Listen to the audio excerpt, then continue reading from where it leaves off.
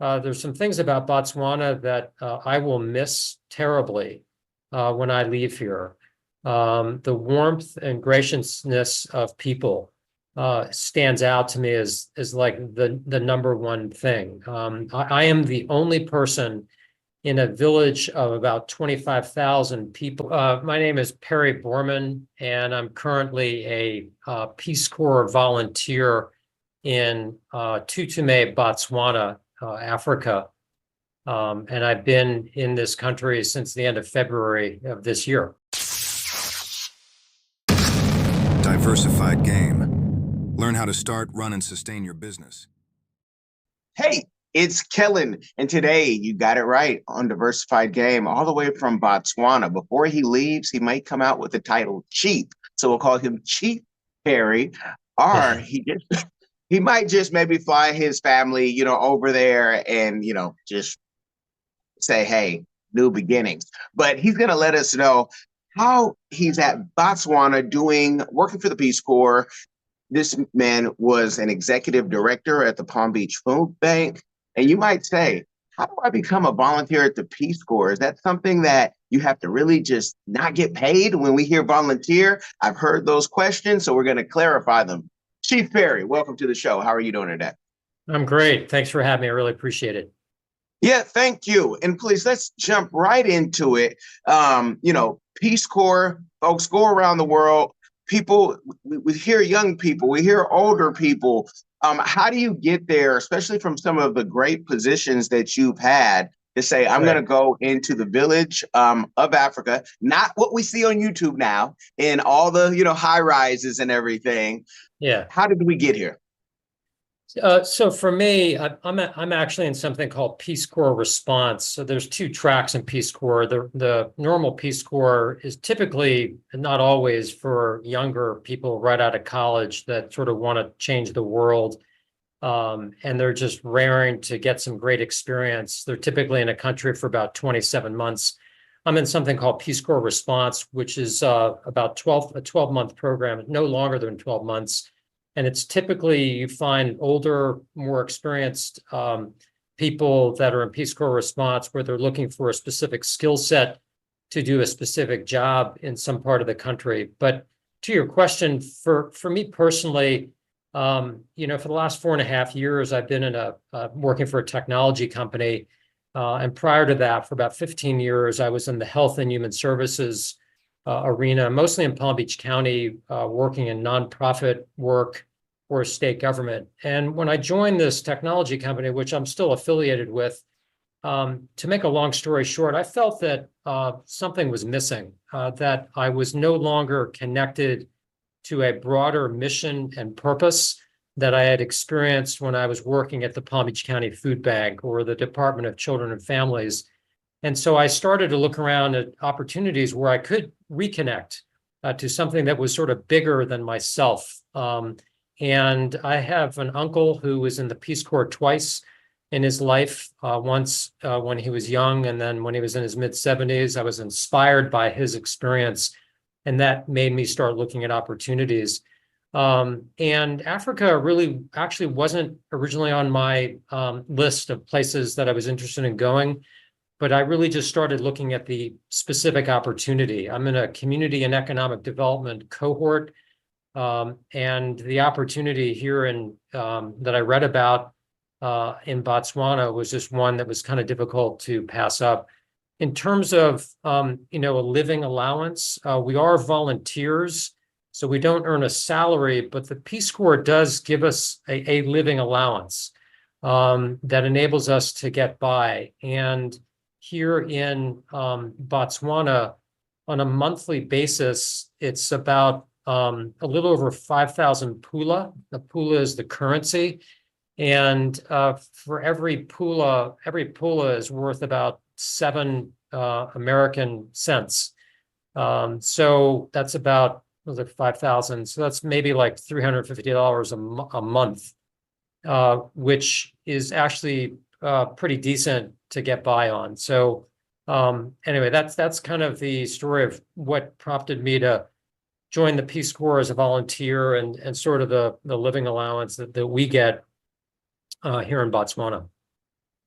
Now, do not log off. Do not turn it off, folks. I'm going to find out because I know you might have bursted your bubble because some folks might have Googled and said, wait, I heard the Peace Corps can make up to like 80,000 as a volunteer. Where's that program? Um, so does that mean that, if somebody does want to be in the Peace Corps, that they need to already be established, have, their Dave Ramsey plan and be debt free, because they're not going to be able to pay their mortgage in Palm Beach or South Florida or even Fargo, North Dakota off the salary you just said? Yeah, I mean, I think that, it's different when you're younger and like 1 or 2 years out of college, because the Peace Corps, for those young people that go to the regular Peace Corps, you're just starting out, and it's actually a great experience. It's really received very well by prospective employers as they're out looking for their first job after college. I can't speak for other people. I've just been my wife and I have been blessed with the positions that we've had. We've been able to save up some money, and I was able to do this because I didn't really have to worry about earning a paycheck, at least for the time that I'm here. I'm actually still working in a part-time capacity for the software technology company that I've been affiliated with for the last 4.5 years. So that helps. I mean, I took a reduced a pay cut to work part-time, but like I said, we've been blessed with just having the opportunity for me to take this midlife adventure. So it's not, it may be difficult for some people. I came over here with 7 other people. I don't know all their stories, but they've also been able to sort of, get by based on, what they've been doing before. You mentioned a certain skill set, your degrees in rhetoric and communication, as well as your MBA. Now, people are coming out with those degrees. I have a communication master's, and people are like, I can't find a job. You've been blessed to have, chief director positions. It wasn't just the title Right. that he got in Botswana. It started here. How could somebody, and talk about that skill set that, you had mentioned, but how does somebody put all that together to find those opportunities? And are you just one of the blessed ones, the fortunate ones? Because many people are sitting at Starbucks saying, I got all the education, but I can't find that position. Yeah. I think it's different for everyone. I think there's, for me, one of the things that I didn't appreciate this about myself. I just sort of realized this in the last few years, but I've always been interested in doing things that I've never done before, trying things out. And, for anybody out there that is looking for a new opportunity, I have found, at least for myself, that nothing really beats hard work. You got to put yourself in the right opportunity. Sometimes it could be timing. There's a little bit of luck that's sometimes involved, but have the willingness to try new things. Early in my career, I actually took a step down in sort of the pay that I was making, primarily in order to sort of try something different, try something that was completely different than what I had done before. So this idea where every time you're moving in your career, where you're going, up and up and up, that's not always the right path. I've gone laterally down, lowered my salary specifically so that I could actually strengthen sort of the portfolio of things that I've been involved in. So I think sometimes you have to just be really creative. Sometimes it's being in the right place at the right time, but just work very, very hard. And it's not, my father, who is much older than you, he worked the same place, great position for 30 years. And when, now I know coming out of school, people say, how many jobs can one person have? As Yeah. many as you're looking for that fulfillment. You mentioned that earlier, not feeling like maybe you belong or that you're able to impact. Africa, youngest population, they say, in the world. Things are booming. Botswana is one of those places that, I've been told it's peaceful. Everything is, great. I've been asked, can you invest in a house years ago? Wish I would have got in on that investment. What do you see for Africa? Is it a place that foreigners can come and even relocate and prosper if they can't find opportunities here? Yeah, I have found this country, Botswana, to be incredibly welcoming, and the people are so incredibly gracious. And I've thoroughly enjoyed the experience that I've had here. As I mentioned, I've been in the country now for close to 7 months, it's going on 8 months shortly. I think that there is, even in that time, while I've learned, and I'm in a place called Tutume, which is about 7 hours north of the capital city of Gaborone. And I think when you're closer to like the bigger cities like Francistown and Gaborone and places like Maun, which is in the west part of the country, there's probably more opportunities for those people who are looking at relocating. Tutume is not completely a rural village, but it's sort of on its way to being more rural. And I don't know what the percentage of unemployment is here, but there are people who are working here, but there's a lot of folks that are not. There's a program in the local community, excuse me, and it's actually throughout the country. It's called a Pelahang. And a Pelahang is actually where the local village development committee signs people up to give them certain jobs over the course of a month, or I think they sign up for 3 months at a time.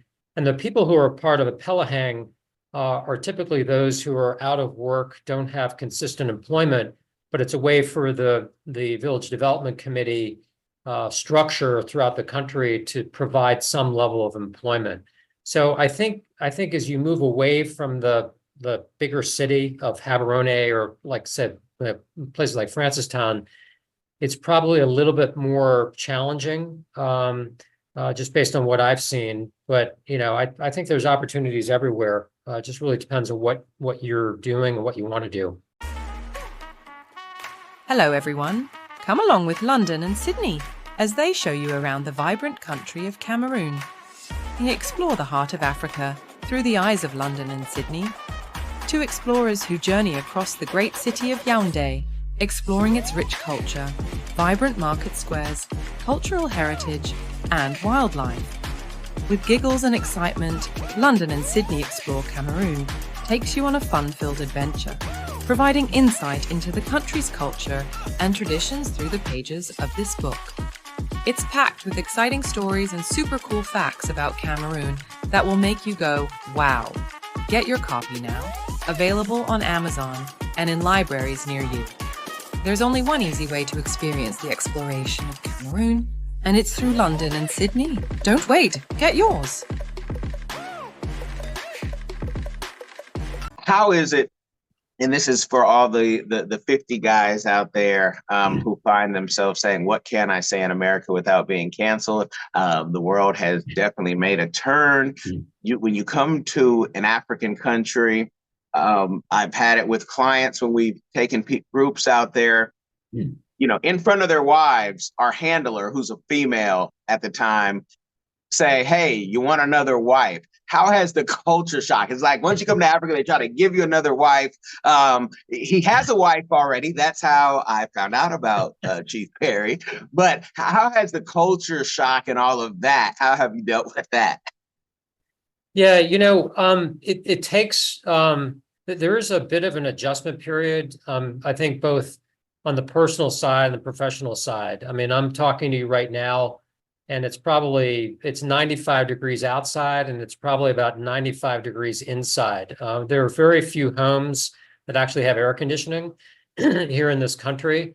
So that takes some getting used to on the professional side. I'm also talking to you from my kitchen of my home, which also serves as where I do some work when I'm not in the Village Development Committee office. And in the kitchen, there is no running water. I actually do have running water in the bathroom, but somehow they just decided that there isn't water that's needed in the kitchen. So that took a while to sort of get used to how to cook. I have a large water filter that I use, and there's a spigot outside that I get the water, I put in the water filter, and I figured it out. So I think you have to get used to it. If you're not able to adjust to sort of the way that you live and people live here, you're not going to have, it's going to be a miserable experience. So you have to like really just figure it out. On the professional side, there's some things about Botswana that I will miss terribly when I leave here.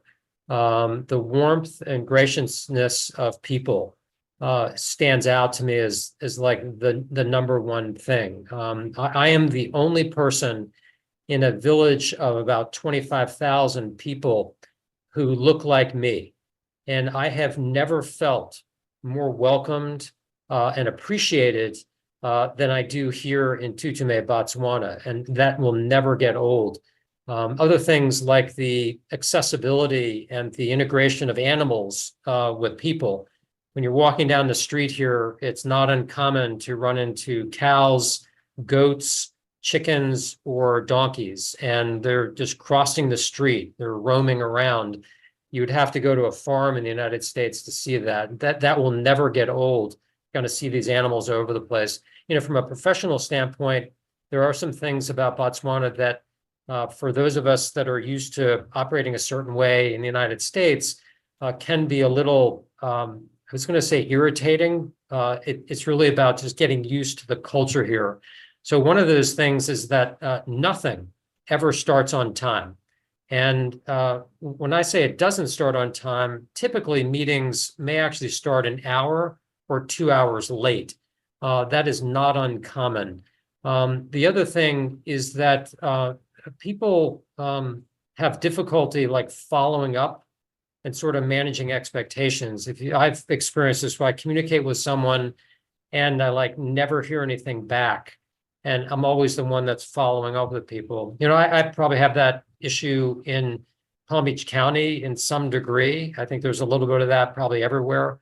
But here it just seems to be more common. Just things never start on time. And for someone like myself, I'm sort of compulsively early. I'm punished. I actually try to go out of my way to show up late. And even when I do that, I'm still early. So it's just, it takes a while to sort of get used to. And then the last thing I'll say is that things are not, I think what I've observed here, I think there's this cultural tension between what the government of Botswana wants and how people react. The government in the last couple of years launched something called the Chema Chema Fund.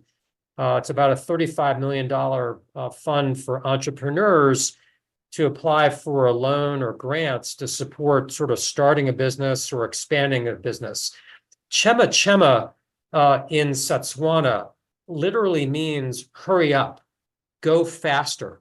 I think there's this real interest, the government here talks about a mindset change. You see all these billboards, mindset change. And what they want people, I believe, to do is to work more quickly, move faster. Why don't we start meetings on time? And I think there's this tension between what I see the government wants and sort of how people behave. And meetings just don't start on time, and people don't really move that quickly. I think they're just, for whatever reason, just sort of wired differently. There's nothing wrong with that. The fact is there's diversity all over the world. It just makes you have to adjust sort of we're just wired differently, and you just have to, so as to not become miserable, you just have to recalibrate your thinking on some of these things to sort of, I'm here in Botswana. I'm not trying to turn people into Americans. I need to figure out how to do well in this culture. And that's, so regardless of all that, I've really enjoyed being here. Okay, I'm glad you mentioned that because so often, even the locals can complain and they say, "Oh, it's just an African thing." But then you can go, you can go to Italy, you can go other places, and they'll say the same thing and they'll just switch it out. But it's funny when in America, when you know that this is the requirement or you won't get paid, everybody from around the world shows up on time or you don't get to keep your job. Yeah. 9 out of 10 times. So things can be in order. When you talk about things going faster and quicker, more efficient, how has AI impacted, if yet, the rural villages of Botswana? Yeah, that's a good question. I think that one of the areas that the Peace Corps globally has is in digital literacy. And actually, when I first got here, I was asked to teach a little bit at a local technical school called the Brigade, and to introduce to them, how to sign up for these students, how to sign up for an Gmail account, the free tools that are available through Google, like Google Sheets, Google Docs. So I actually think AI is sort of way out there. I think there's some basic blocking and tackling. Once you get out of the bigger cities, some basic blocking and tackling related to core digital literacy, where there's a big opportunity here. So just a quick story. So I've been doing work for the local Tini Village Development Committee. Tini is one of the small wards or subdivisions here in Tutume.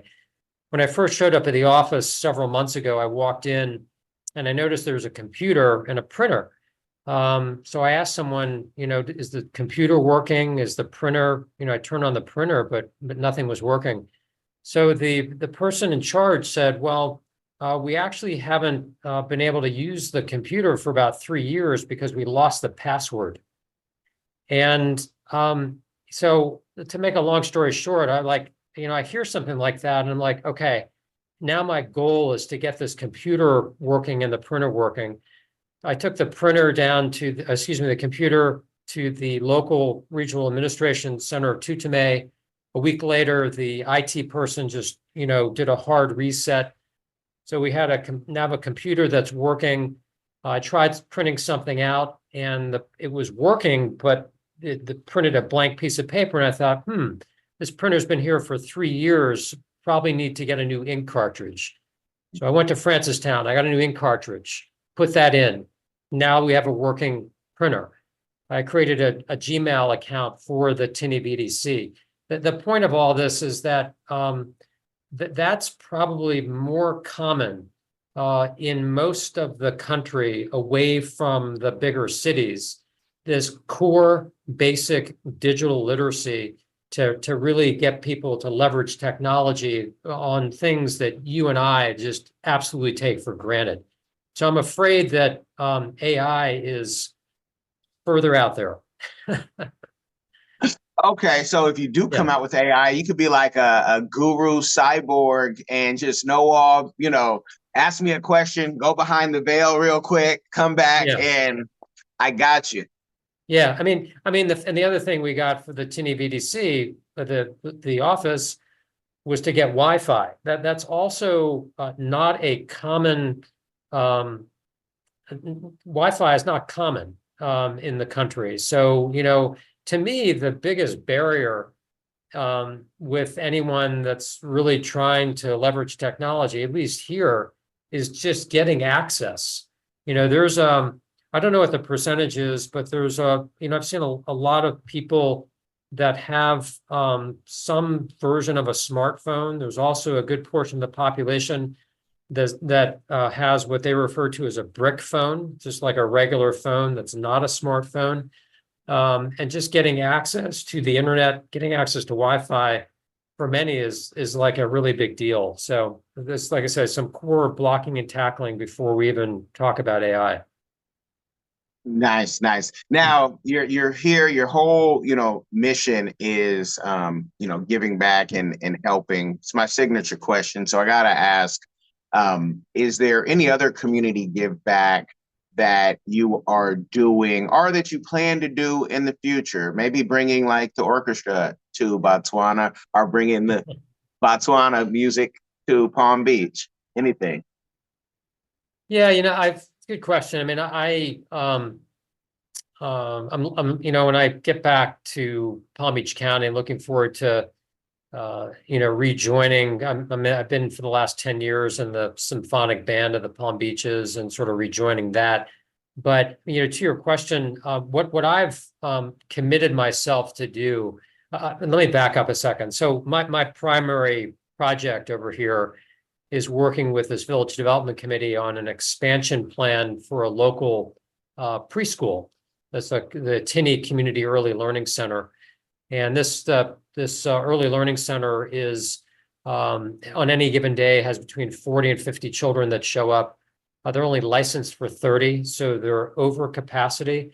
They're also in violation of about 3 or 4 other regulatory requirements from the Ministry of Education. They don't have separate classrooms based on age, which they're supposed to. They don't have enough bathroom facilities per the space requirements.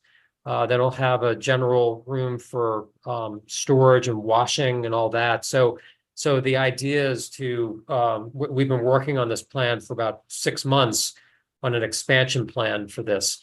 But back to your question, I'm not going to be here in this country too much longer, but I'm not sure if I've ever worked on something as important as what I'm doing right now.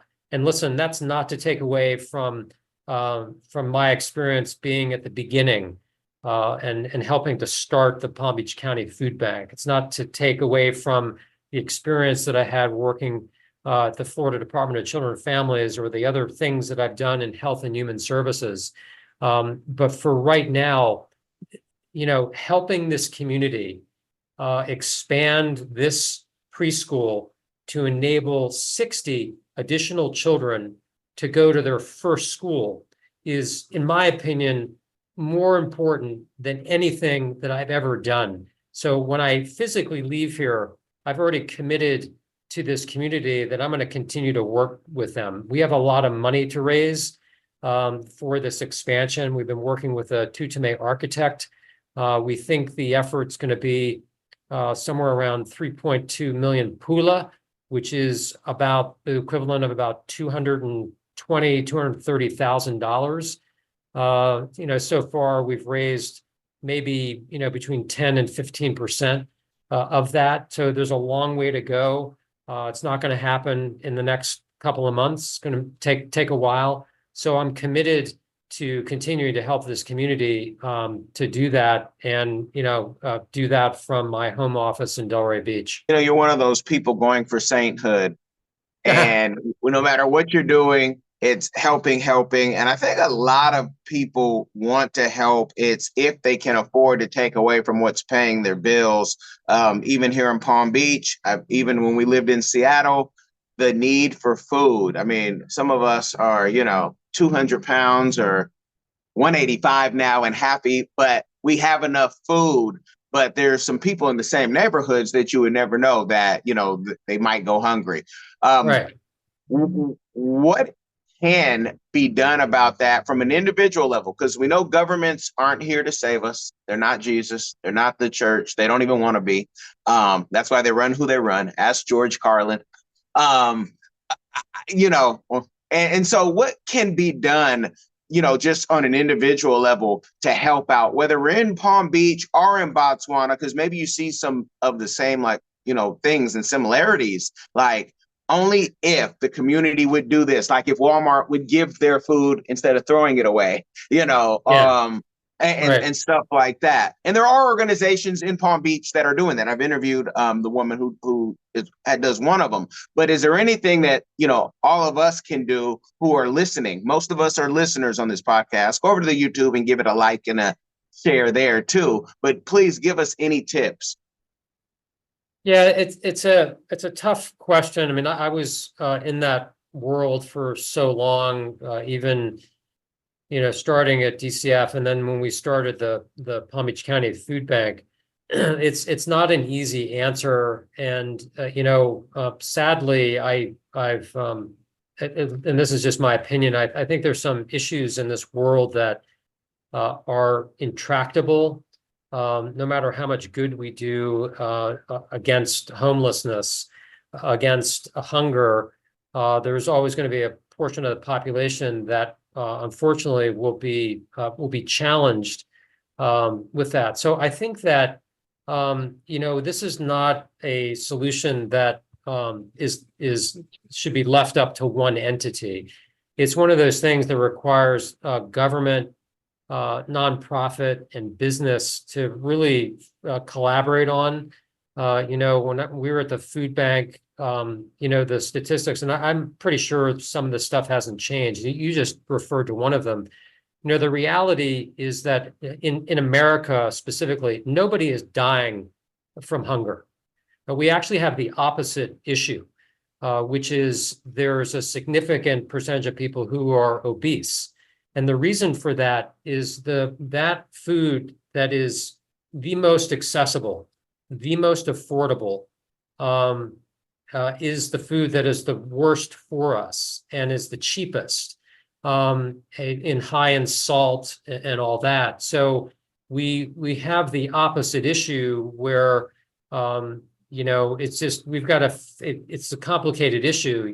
Enabling people who are food insecure to be able to afford healthier food is one of the most significant opportunities I think we have.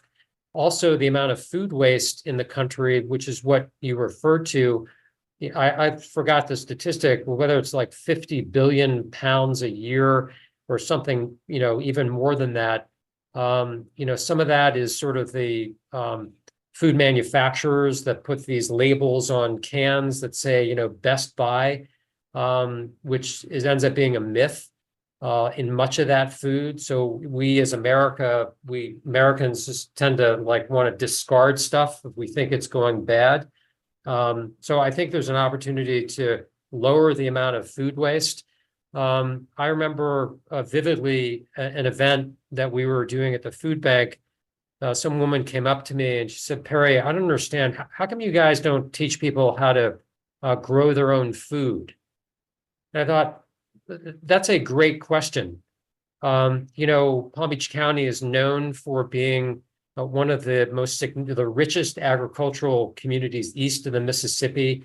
It leads the state of Florida in the growth and the production of about 5 or 6 vegetables. There's more sweet corn that's grown in Palm Beach County than any other place in the United States. Why aren't more people who are food insecure, why don't we help them start gardens and actually grow their own food? So I could go on and on and on. Like I said, I haven't really been focused on these issues in a number of years.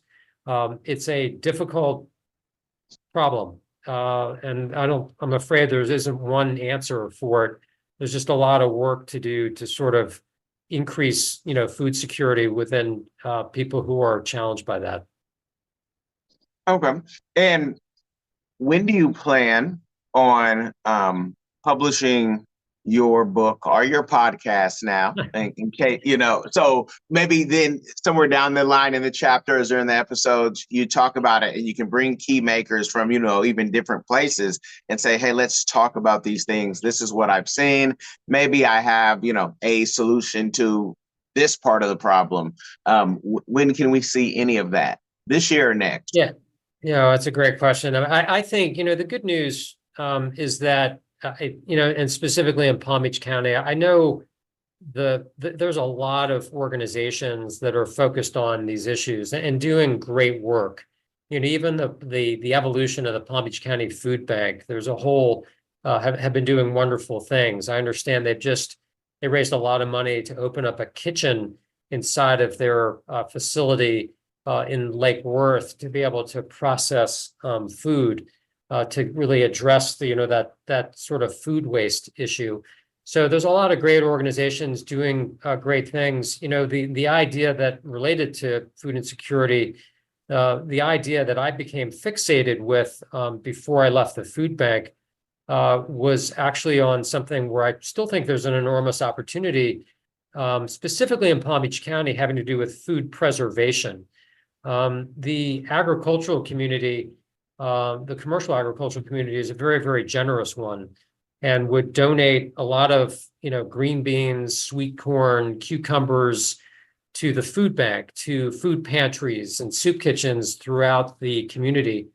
And the reality is that most people can only eat a certain amount, especially of fresh produce, before it starts to turn.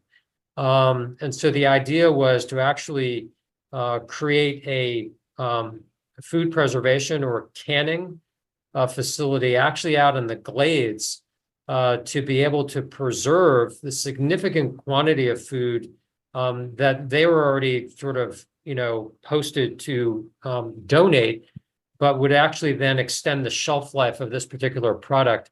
Anyway, I could talk about that for hours. I became so obsessed with this concept. But anyway, then I moved on to something else. So I think the point is there's a lot of great organizations doing great things that are really helping a lot of people. It's an ongoing effort. Unfortunately, I don't see it dying out anytime soon.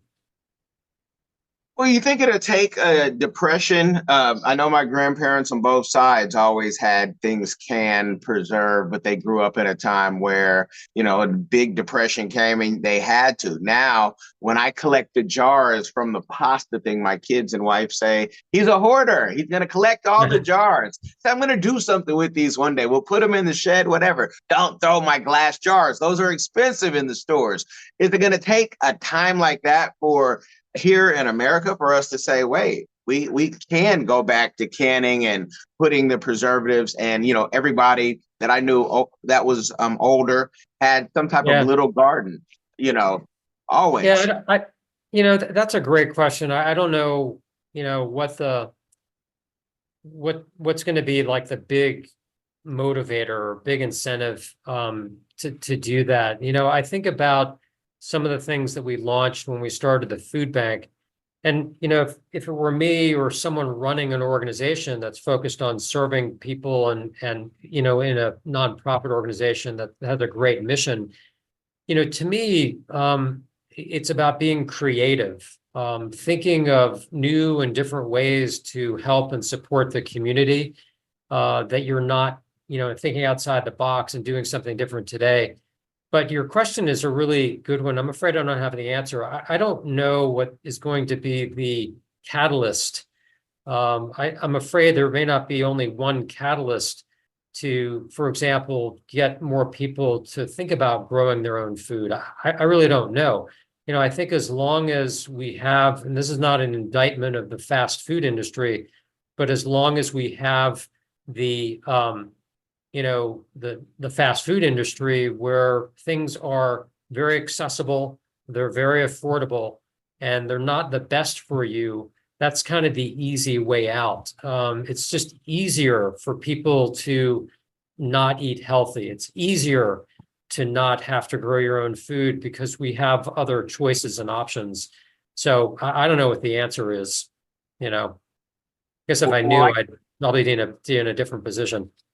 I can hear someone now and say, well, it's easy for the guy sitting in Africa with the fresh food and, tell the people how the taste and even how your body has, reacted to, processed isn't really the biggest thing in Africa, especially when you go to the village.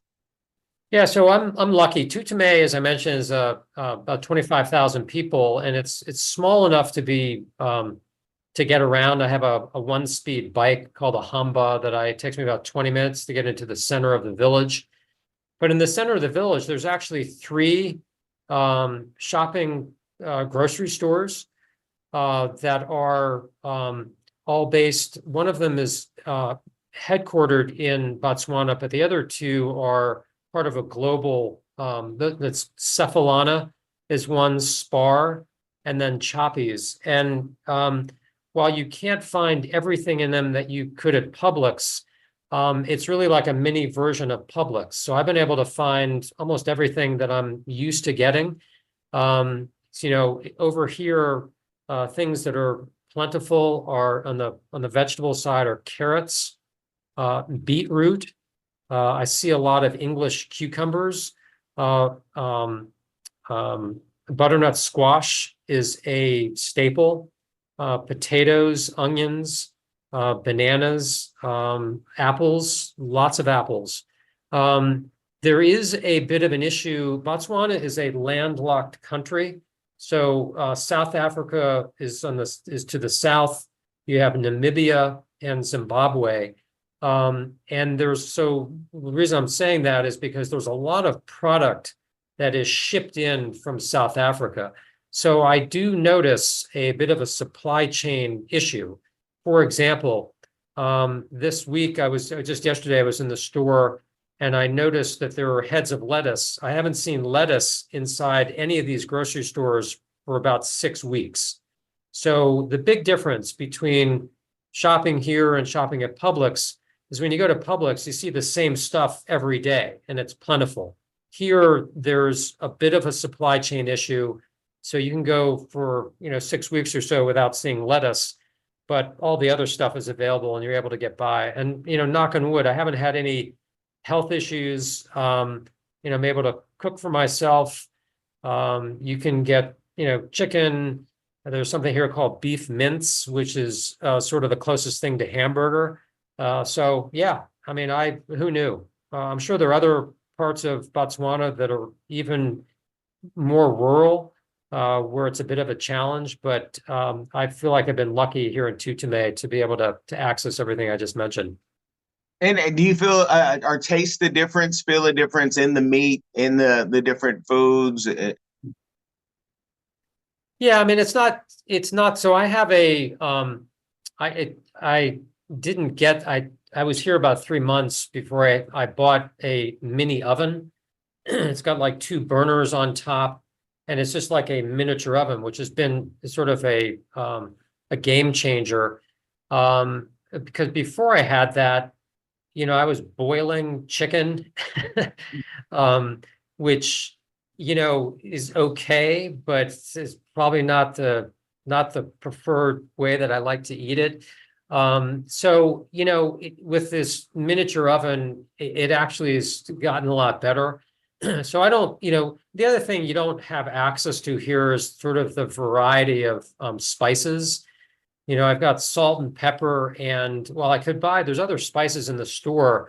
I just have sort of kept it down to a minimum. So, I've gotten used to it. It's kind of like what I said earlier. You get used to the rhythm of daily living. You kind of get used to the circumstances, sort of what you're able to purchase, what you're able to cook without having access to the same kind of appliances. So I don't have a microwave. Microwave is kind of a luxury here. Don't have one of those. I really miss the microwave. But I'm able to sort of get by with what I do have.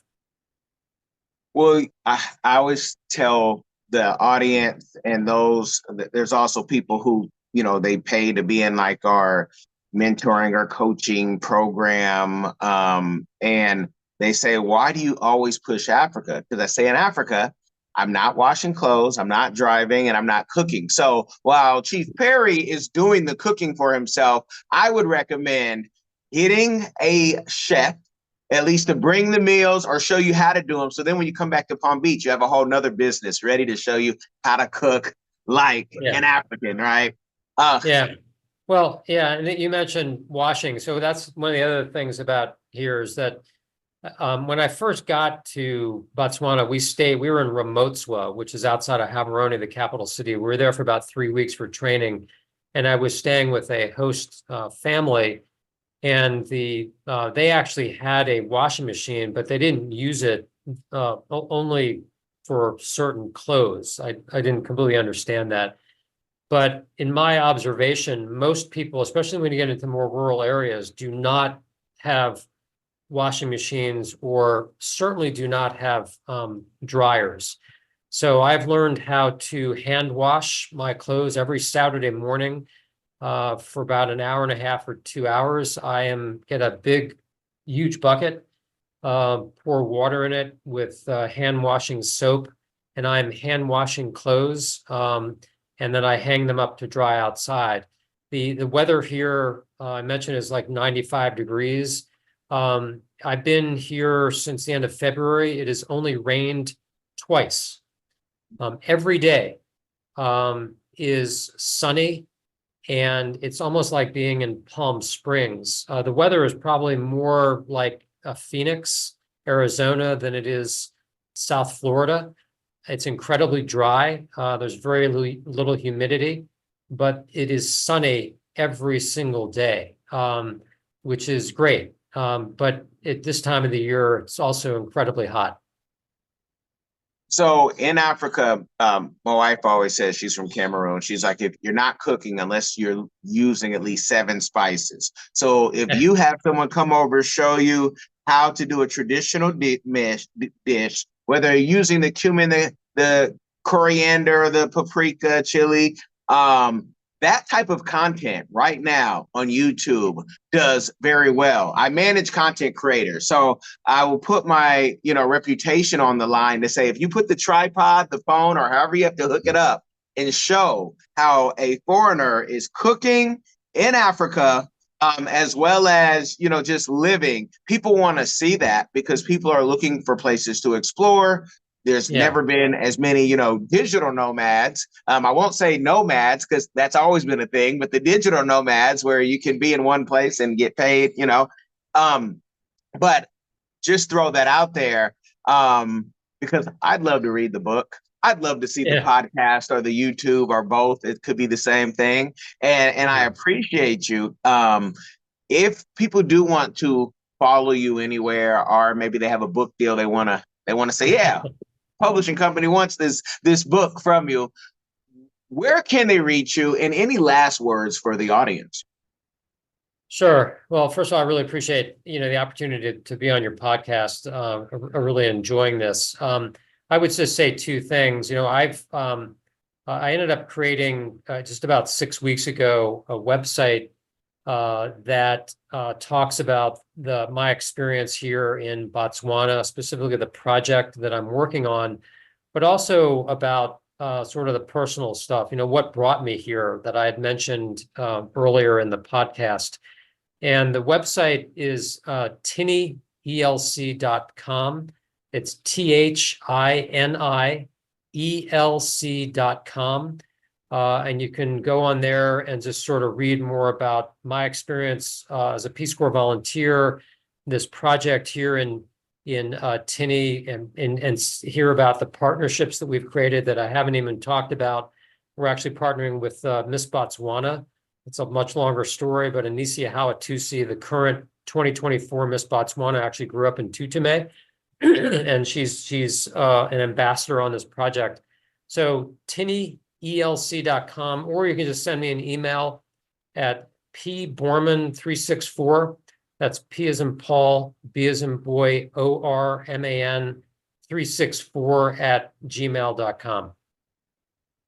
You guys have got the game. I could go Joe Rogan style. You guys know that. But I want you to go to the website, tinyelc.com. Links will be in the description no matter where you're experiencing the show. We thank you for your time. We know that a great storyteller always has them wanting more. So that's from the words of, the guy who was behind a small thing like Walt Disney. So you guys, make sure you can comment, make sure that you can like, but most importantly, make sure you share this game with somebody. It will change their life.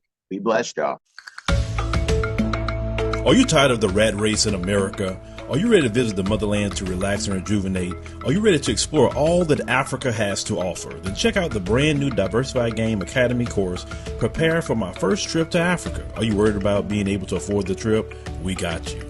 We will show you how to travel either on a budget or as a baller. Learn how to stress the value of the USD. Did you know that 100 United States dollars is worth over 1,000 South African rand, or 10,000 Kenyan shillings, or 54,250 West African CFA? Are you worried about taking your kids? Get the game from Kellen Cash, a bona fide world traveler, having traveled to almost 20 countries, several of those in Africa. Get the game on taking your kids on their first trips. Learn how to find the best tickets, get the visas, and plan your own adventures in Africa. Don't let Eddie Murphy have all the fun. Plan your own coming to Africa trip starring you, produced by you, and featuring you. If you are ready for a life-changing experience, sign up for our course today, Diversified Game Academy. Get prepared and purchase at diversifiedgame.com.